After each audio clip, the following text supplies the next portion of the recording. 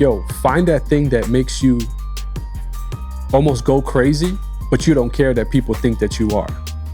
I found this very interesting. So this was trending a bit where there is a YouTuber called MrBeast, and he created a real life Squid Game set that had people compete for $456,000.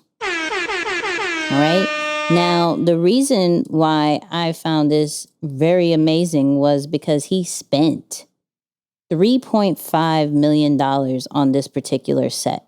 So every game of the Squid Game, which I fully haven't seen in its entirety. I saw a little bit of it. The main character annoyed me. I couldn't watch it fully. I'm sorry. But clearly everybody loves Squid Game, right? Did you watch it?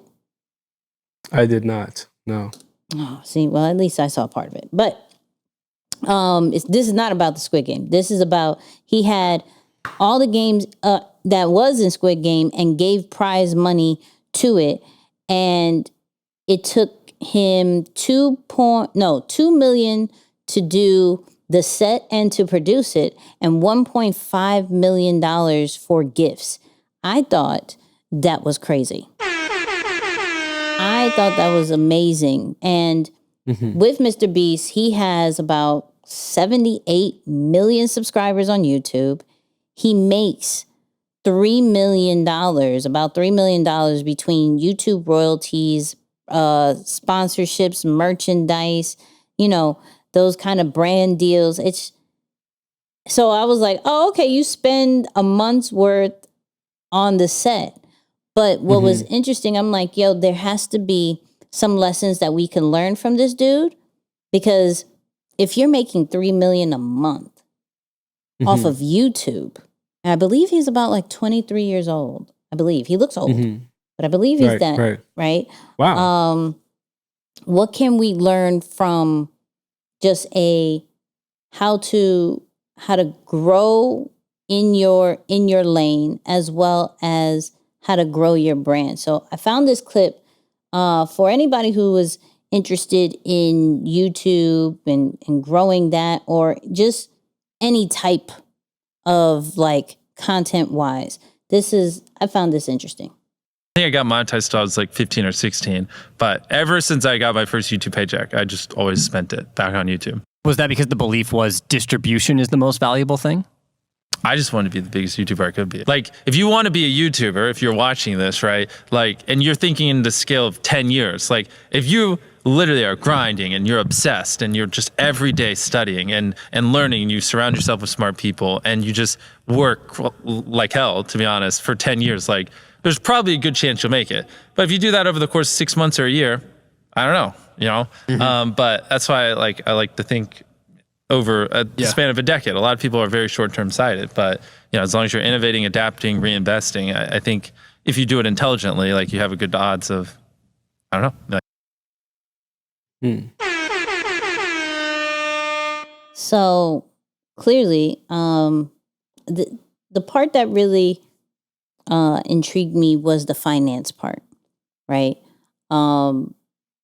That everything that he got, he reinvested into it. And we clearly see that even with the Squid Game thing. Now, MrBeast gets, I think, on a regular 50 million streams. Like, there was one video that had 152 million. Like, it is not light numbers, right? And his whole thing is like, all I wanted to do, not necessarily be the most paid YouTuber, not necessarily have this, that, and the third. He just wanted to be the biggest YouTuber. And so he reinvested everything he had in order to make better videos so he could be known as the biggest YouTuber.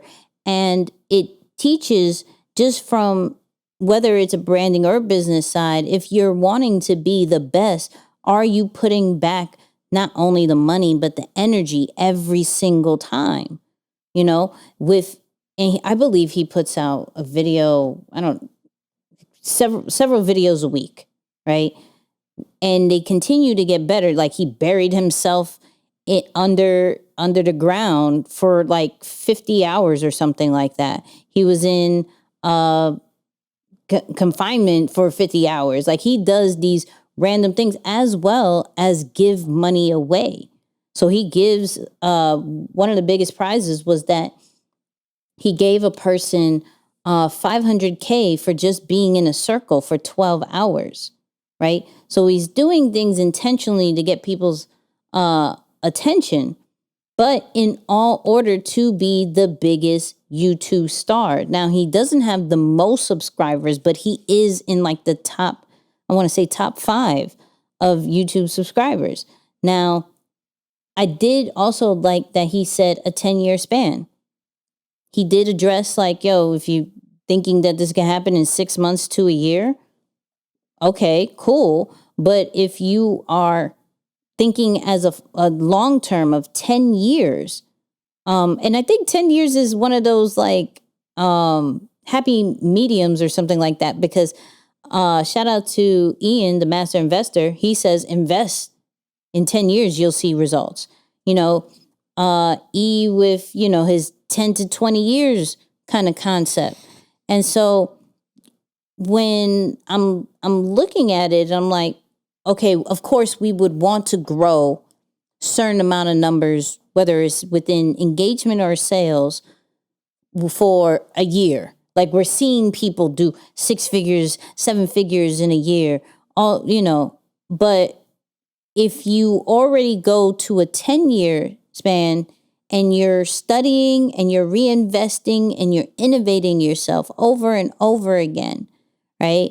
That is now what you may have made if you did it what we see the microwave wave kind of situation right now. You could have hit a good lick for a year or two, but is that going to last 10 years? Whereas if you go with a mindset of, I'm going to do this for 10 years, you're instantly lasting, because you're instantly trying to do something new. You're instantly taking that dollar and turning it into $1.50 and reinvesting that $1.50 and turning it into $3.50.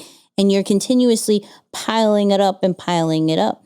So not only from a creator standpoint, but just from a brand and business standpoint, I think that 10-year formula is something that we should pay attention to, where he said, yo, study, reinvest, re-innovate. I think there was one other thing, but those are 3 that I got that I'm like, oh yeah, why am I even holding some of this money that I have?